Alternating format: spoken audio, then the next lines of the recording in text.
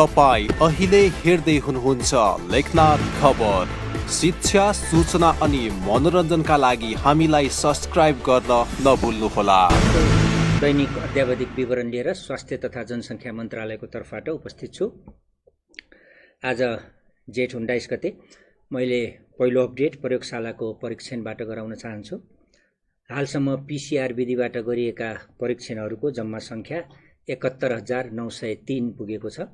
त्यसैगरी आरडीटी विधिबाट गरिएका परीक्षणहरूको सङ्ख्या 1,13,757 पुगेको छ। गत 24 घण्टामा पीसीआरबाट गरिएका परीक्षणहरू 2,310 वटा भएका छन् भने आरडीटी विधिबाट गरिएका परीक्षणहरू 2,648 वटा रहेका छन्। क्वारेन्टाइनमा बसेका व्यक्तिहरू, आरडीटी परीक्षणमा भएका प्रादेशिक विवरणहरू, उपचारमा भएका व्यक्तिहरू जो विभिन्न प्रदेशका अस्पतालहरूमा रहनुभएको छ र डिस्चार्जको समरी दिन चाहन्छु। सो विवरण अनुसार प्रदेश नम्बर 1 मा आरडीटीको परीक्षण सङ्ख्या हालसम्म 12,346 पुगेको छ। त्यसैगरी प्रदेश नम्बर 2 मा 6,954, बागमती प्रदेशमा 25,543, गण्डकी प्रदेशमा 8,887, प्रदेश नम्बर 5 मा 23,863, त्यसैगरी कर्णाली प्रदेशमा 13,858 र सुदूरपश्चिम प्रदेशमा 22,306 वटा गरी कुल 1,13,757 आरडीटी विधिबाट नेपालभर परीक्षणहरू सम्पन्न भएका छन्।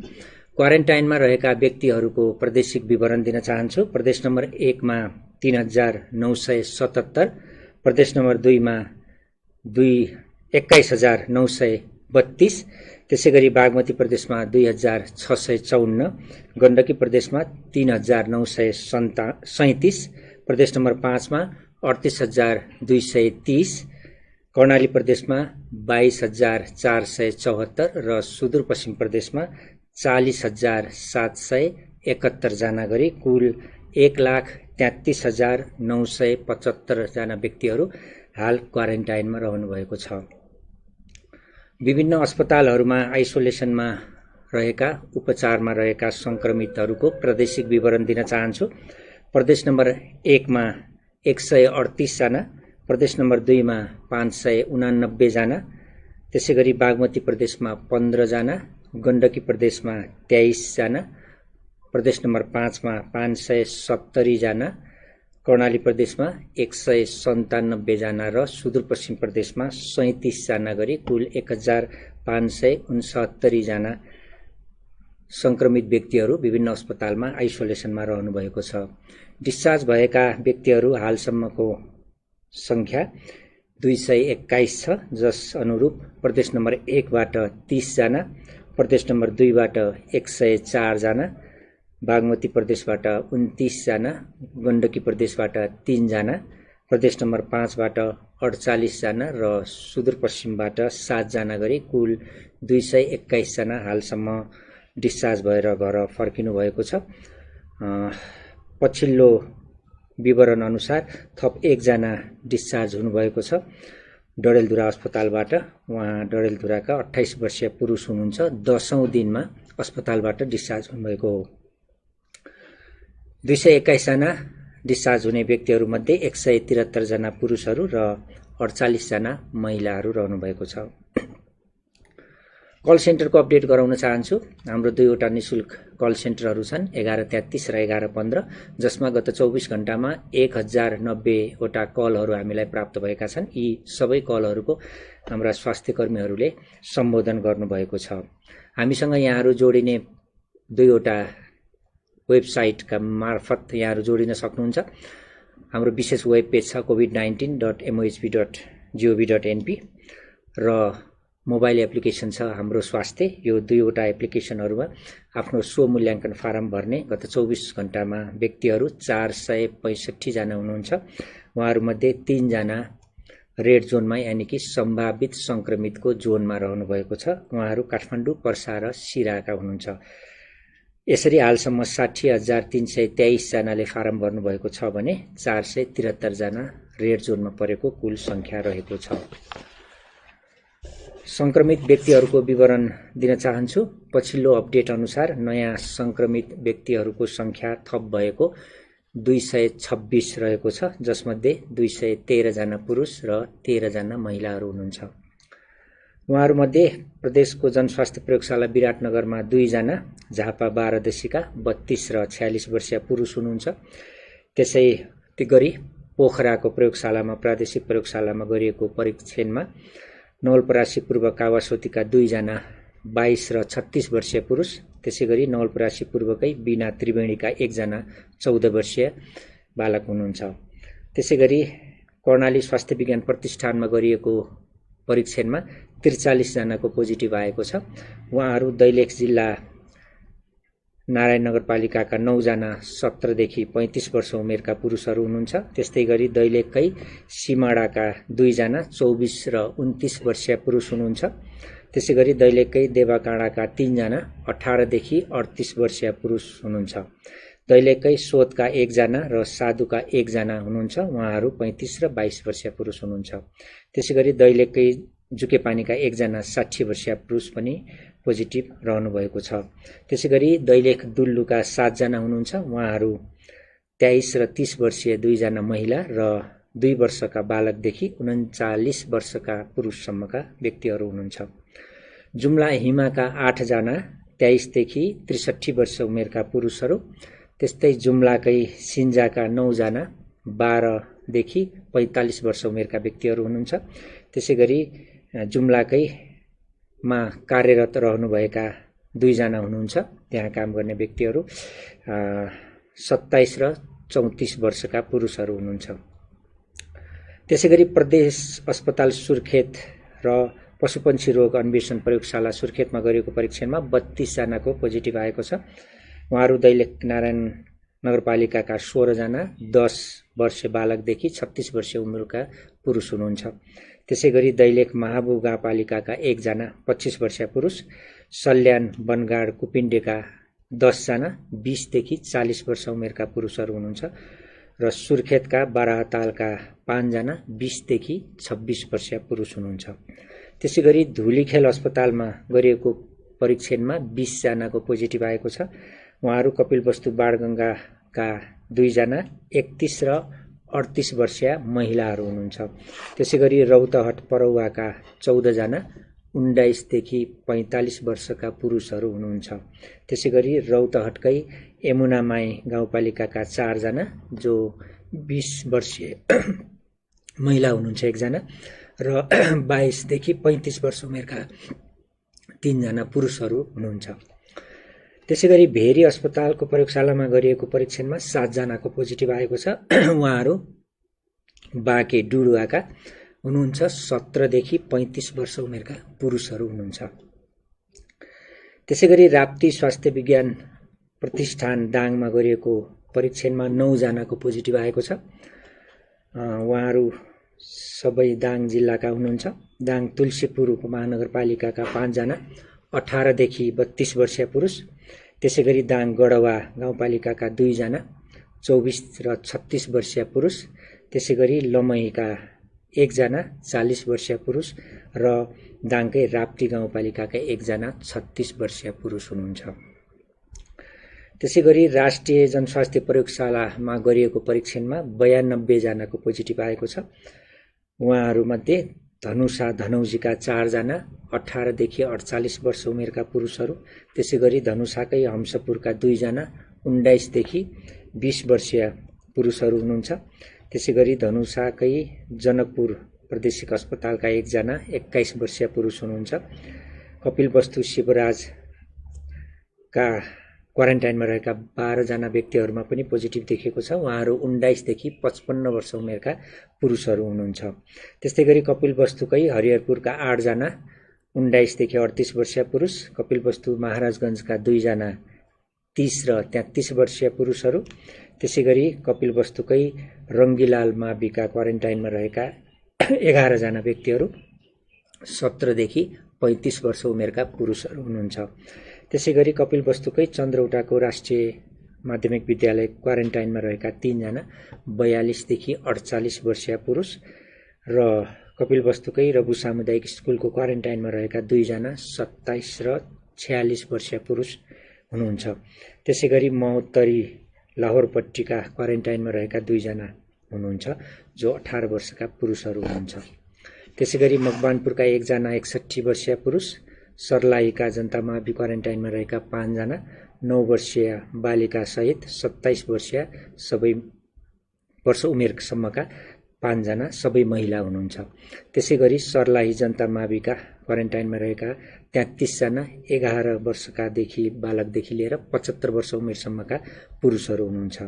त्यसैगरी सिराका 5 जना क्वारेन्टाइनमा रहेका सूर्यनारायण सत्यनारायण मौरबैता क्वारेन्टाइनमा 5 जना 18 देखि 60 वर्ष उमेरका हुनुहुन्छ र उदयपुरको हाल जनकपुर प्रादेशिक अस्पतालमा रहनुभएका 1 जना 31 वर्षीय पुरुष पनि पोजिटिभ देखिनु भएको छ। अन्तिममा सेती अस्पतालको धनगढीमा गरिएको प्रयोगशालाको परीक्षणमा 18 जनाको पोजिटिभ आएको छ। अछामका 1 वर्षका बालक, कैलालीका 14 जना 2 देखि 28 वर्ष उमेरका व्यक्तिहरू, उहाँहरू 2 वर्षीय बालकदेखि 28 वर्ष उमेरका गरेर 3 जना महिला हुनुहुन्छ। त्यसैगरी 5 वर्षका बालकदेखि 27 वर्ष उमेरका पुरुषहरू हुनुहुन्छ। कुल संख्या कैलालीको 14 रहेको छ। त्यसैगरी बैतडीका 1 जना 34 वर्षीय पुरुष, डोटीका 1 जना 25 वर्षीय पुरुष र कञ्चनपुरका 1 जना 11 महिने बालकमा पनि पोजिटिभ देखिएको छ। यसरी आजसम्मको कुल संक्रमितको संख्या 1798 रहेको छ, जसमध्ये 1667 जना पुरुष र 131 जना महिला रहनुभएको छ। आज मात्रै पछिल्लो तथ्याङ्क अनुसार 226 जना नयाँ संक्रमितको पहिचान भएको छ। त्यसैगरी अब प्रदेश यो संक्रमणको संख्या बढेसँगै जिल्ला पनि थपिएको छ। आज एउटा जिल्ला डोटी थपिएको छ। यसरी कुल संक्रमित हुने जिल्लाहरूको संख्या 59 पुगेको छ, जसमध्ये हालसम्मका संक्रमितहरूको विवरण प्रादेशिक यस प्रकार छ। प्रदेश नम्बर 1 का 9 जिल्लामा 168 जना, प्रदेश नम्बर 2 का सबै 8 जिल्लामा 694 जना, बागमती प्रदेशका 12 जिल्लामा 46 जना, गण्डकी प्रदेशको 6 जिल्लामा 26 जना, प्रदेश नम्बर 5 का 10 जिल्लामा 621 जना, कर्णाली प्रदेशका 5 जिल्लामा 198 जना र सुदूरपश्चिम प्रदेशका सबै 9 वटा जिल्लामा डोटी आज थप भएसँगै 45 जना गरेर कुल 1798 जना हालसम्मको कुल संक्रमित संख्या रहेको छ। हिजो विभिन्न अपडेट दिने क्रममा काठमाडौँको निजी अस्पतालमा मृत्यु भएका व्यक्ति र डडेलधुराका 6 वर्षीय बालकको मृत्यु भएको सम्बन्धमा दुवैको टेस्ट चाहिँ नेगेटिभ आएको छ। हाल संक्रमणको फैलावट भइरहेको संक्रमितको संख्या दिन प्रतिदिन बढिरहेको अवस्था छ। विभिन्न क्वारेन्टाइनमा को पनि व्यवस्था भइरहेको छ। क्वारेन्टाइनहरू थप पनि भइरहेका छन्। भएका क्वारेन्टाइनहरूको मापदण्ड अनुसार विकास गर्ने, मापदण्ड अनुसार राख्ने काम पनि भइरहेको छ र धेरैजसो क्वारेन्टाइनहरूमा कोचाकोच राखिएको खबरहरू पनि हामीले पढिरहेका छौँ। यसको गुणस्तरमा हामीले ध्यान दिनुपर्ने हुन्छ। यो सन्दर्भमा हामीले चाहिँ व्यवस्थापन गरेको कुरा, ओभरअल व्यवस्थापन, समग्रमा व्यवस्थापन गर्ने कुरा स्थानीय तहको रहने मन्त्रालयबाट जानकारी गराउन चाहन्छु। स्थानीय तहले प्रादेशिक सरकारको समन्वयमा यो काम गर्नुपर्ने हुन्छ।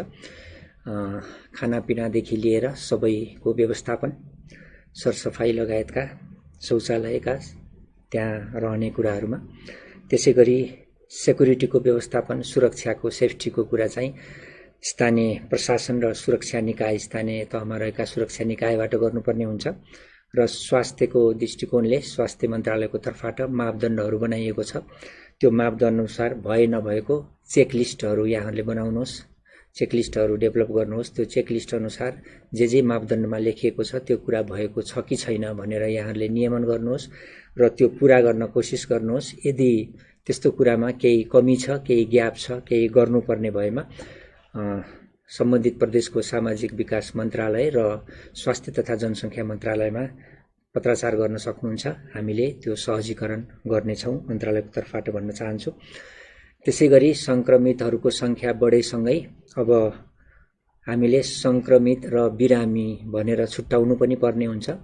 संक्रमितहरू जो लक्षणहरू छैन, जसमा उहाँहरू विभिन्न आइसोलेसनमा रहने, जस्तै मापदण्ड पुगेका क्वारेन्टाइनहरूलाई अपग्रेड गरेर आइसोलेसनहरू कक्षहरू बनाउन सकिन्छ, त्यो सोचमा हामी छौँ।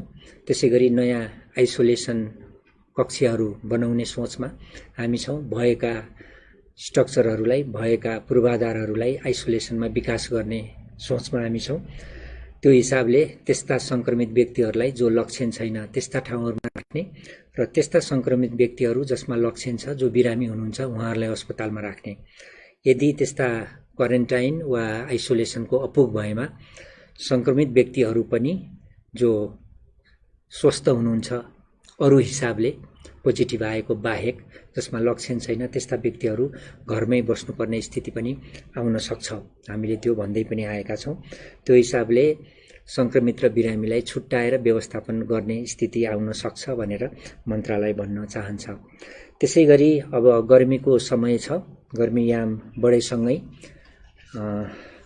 लामखुट्टेको बिगबिगी रहने, लामखुट्टेबाट सर्ने रोगहरू, डेङ्गी, मलेरिया लगायतका रोगहरू आउन सक्ने सम्भावना रहन्छ।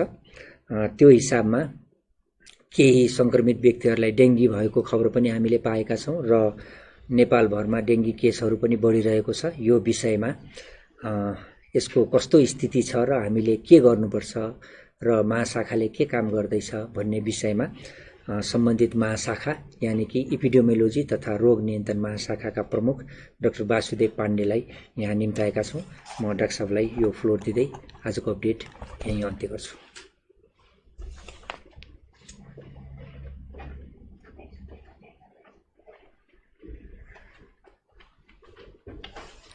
नमस्कार, म डाक्टर वासुदेव पाण्डे, निर्देशक इपिडेमियोलोजी तथा रोग नियन्त्रण महाशाखा। हाम्रो स्वास्थ्य मन्त्रालय, स्वास्थ्य तथा जनसङ्ख्या मन्त्रालयका प्रवक्ताज्यूले भनिसक्नु भएको छ, नेपालमा कोभिड-19 को संक्रमणको संख्या बढिरहेको छ र यस अवसरमा, यो अवस्थामा कोभिड-19 देखि बाहेक अरू खालका रोगहरू पनि नेपालमा बढ्न सक्ने सम्भावना छ। अहिले नेपालमा वर्षाकाल सुरु भइसकेको छ। यो अवस्थामा क्वारेन्टाइनमा तथा घरमा बस्दा अथवा कामकाजको सिलसिलामा बाहिर जाँदा कोभिड बाहेक अरू खालका रोगहरू, सरुवा तथा ट्रपिकल रोगहरू हुन सक्ने अवस्था छ। यसमा मुख्य गरेर डेङ्गे, मलेरिया तथा सर्पदंश, झाडा पखाला आदि लगायतका रोगहरू हुन सक्ने अवस्था छ। खास गरेर नेपालमा गएको वर्ष महामारीको रूपमा फैलिएको डेङ्गे रोग एउटा लामखुट्टेबाट सर्ने जोखिमको अवस्था बढेको छ। नेपालमा पहिलो पटक यो रोगको कुरा गर्दा 16 वर्ष पहिले 2004 सालमा डेङ्गे रोग देखा परेको हो भने हरेक वर्ष विभिन्न ठाउँमा डेङ्गेको एउटा प्रकोपको रूपमा देखिएको छ भने 2-3 वर्षको अन्तरालमा यो रोगले एउटा महामारीको रूपै लिएको छ। यो रोगको बिरामीहरू सामान्यतः वैशाखदेखि मङ्सिर महिनासम्म देखिने गरेका छन्। गत वर्षमा नेपालमा 68 जिल्लामा लगभग 16,000 व्यक्तिहरूमा को हाराहारीमा डेङ्गेको रोगको रिपोर्ट रोग नियन्त्रण महाशाखामा भएको छ, जसमध्ये 6 जना व्यक्तिहरूको मृत्यु पनि भएको छ। अब यो वर्ष पनि विभिन्न जिल्लामा पौषदेखि आजसम्म 82 जनामा डेङ्गे देखा परेको छ र 26 जिल्लाहरू एफेक्टेड भएका छन्। त्यसमध्ये सबभन्दा धेरै रूपन्देही जिल्लामा 35 र म्याग्दी जिल्लामा 12 जना छन् भने मकवानपुर, गोरखा र तनहुँ जिल्लामा 1-1 जना व्यक्तिहरू को संक्रमण भएको छ। त्यस्तै कास्कीमा 10 जना, काठमाडौँमा 7 जना, नवलपरासीमा 1 जना, बागलुङमा 2 जना, ललितपुरमा 4 जना, सुनसरीमा 4 जना, पाल्पामा 1 जना, नवलपरासी पश्चिममा 1 जना, मोरङमा 3 जना, कपिलवस्तुमा 3 जना, तेह्रथुममा 2 जना, बाँकेमा 1 जना, डडेलधुरा 1 जना, दाङमा 1 जना, झापा, उदयपुरमा 1-1 जना, नुवाकोटमा 2 जना, कैलाली, धनकुटामा 2-2 जना, रामेछाप र धादिङमा 1 र 2 जना गरेर अहिले 82 जनामा यो रोग संक्रमण भएको अवस्था छ। विश्वमा पनि यो रोगको संक्रमण बढिरहेको अवस्था छ। लगभग विश्वको आधा जनसङ्ख्या यो रोगको जोखिममा रहेको छ। धेरै जनामा यो रोगको लक्षणहरूमा मध्यम खालको भए तापनि केही व्यक्तिहरूमा कडा खालको लक्षण देखिन सक्छ र समयमै निदान नभएमा मृत्यु समेत हुन सक्ने अवस्था छ। डेङ्गे रोग एडिस इजिप्टाई जातको एउटा लामखुट्टेको टोकाइबाट लाग्ने गर्दछ। यो लामखुट्टे अलि ठुलो आकारको छिर्केमिर्के रङको हुने गर्दछ। यो लामखुट्टेको सहरी तथा सहरमुख ठाउँमा बढी पाइने गर्दछ। डेङ्गे ज्वरो छोटो समयमा सङ्क्रमित हुने यो भाइरल रोग हो। यसका लक्षणहरूमा 81 3 देखि 5 दिनसम्म ज्वरो आउने, साह्रै बेसरी टाउको दुख्ने, मांसपेशी तथा जोर्निएर दुख्ने, आँखाको गेडी दुख्ने, अरुचि हुने, पेट तथा आन्द्रामा गडबडी हुने र डाबरहरू आउने गर्दछ। केही बिरामीहरूमा सुरुमा शरीरमा बिबिरा जस्तो आउँछ, त्यस्तै शरीरमा डाबरहरू पनि देखिन्छ। ज्वरो आइरहेको अवस्थामा नाक तथा गिजाबाट रक्तस्राव हुने र छाला मुनि पनि रक्तस्राव हुने हुन्छ। तर डेङ्गे हेमोरेजिक फिभर जुन एउटा गम्भीर खालको रोग हो, यो भएको अवस्थामा मृत्यु पनि हुन सक्दछ र यसको सङ्ख्या भने राम्रोसँग उपचार भएको खण्डमा न्यून हुन्छ। यस्ता बिरामीहरूको विशेष हेरचाहको लागि अस्पतालमा भर्ना गर्नुपर्दछ। चिकित्सकको सल्लाह बिना कुनै पनि औषधि सेवन गर्नु हुँदैन। विशेष गरेर आइबुप्रोफेन, एस्पिरिन जस्ता औषधिको प्रयोग गर्नु हुँदैन। यसबाट बच्ने उपायहरू खास गरेर यो रोग बच्नको लागि समुदायको महत्त्वपूर्ण भूमिका हुन्छ। जस्तै यो डेङ्गे लामखुट्टेको टोकाइबाट मानिसमा सर्ने भएकोले यसको टोकाइबाट बच्न पुरा शरीर ढाकिने कपडा लगाउनु पर्दछ। डेङ्गे सार्ने एडिस इजिप्टाई लामखुट्टे मानिसको बस्ती वरिपरि प्राकृतिक वा कृत्रिम रूपमा जमेको पानीमा, जस्तै टावर मर्मत गर्न राखेको वा फ्याँकेको बाटा, बाल्टिन, फुल राख्ने गमला, खाल्डा खुल्डी, एयर कन्डिसनर, लोटा, खुल्ला बोतलहरू, थोरैभन्दा थोरै पानी जम्ने बिर्को भएका भाँडाहरू, पानी जम्मा भएका खुल्ला ट्याङ्कीमा फुल पारी वृद्धि विकास हुने भएकोले तत्कालै लामखुट्टेको वासस्थान खोज तथा लार्वा नष्ट गर्ने कार्यक्रम सञ्चालन गर्नु पर्दछ। थोरै पानी जम्ने ठाउँमा पनि पानी जम्न नदिई समय समयमा सफा गर्नु पर्दछ। दिउँसो सुत्दा पनि झुलको प्रयोग गर्नु पर्दछ। यो डेङ्गु ज्वरो सँगमा लागेमा नजिकको स्वास्थ्य संस्थामा तुरुन्त सम्पर्क गर्नुपर्दछ। यो रोग चिकित्सक तथा स्वास्थ्य कर्मीहरूको प्रत्यक्ष निगरानीमा उपचार गरे निको हुन्छ।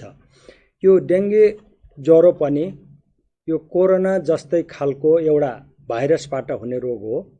यो रोगको पनि कुनै पनि अहिलेसम्म भ्याक्सिन हुन सकेको छैन। राम्रो खालको भ्याक्सिन डेभलप हुन सकेको छैन। यसको पनि स्पेसिफिक यो भाइरसको एन्टिभाइरल भन्ने औषधि हामीसँग छैन। त्यसो भएको हुनाले डेङ्गेबाट बच्नु नै सबभन्दा ठुलो उपाय हो। यसको लागि हामीले रोग नियन्त्रण महाशाखाबाट यो रोगको लागि हामीले प्रत्येक प्रदेशहरू र स्थानीय निकायहरूमा यसबाट बच्नको लागि र यसको जाँच पडताल गर्नको लागि डायग्नोस्टिक टेस्ट किटहरूको व्यवस्था भएको छ। त्यस्तै मलेरियाको लागि पनि डायग्नोस्टिक टेस्ट किटको व्यवस्था भएको छ। यसमा पनि प्रमुख रूपमा स्थानीय सरकारको अहम भूमिका भएको हुनाले यहाँ समुदायमा र स्थानीय सरकारहरू र अहिले क्वारेन्टाइनमा बस्ने बेलामा मलेरिया रोगहरू पनि अहिले 15 जनामा हामीले पत्ता लगाइसकेको अवस्था हो र यसलाई विशेष ध्यान दिएर अबका दिनहरूमा हामी सचेत भयौँ भने यो डेङ्गु रोगबाट पनि बच्न सकिन्छ। हस्, धन्यवाद।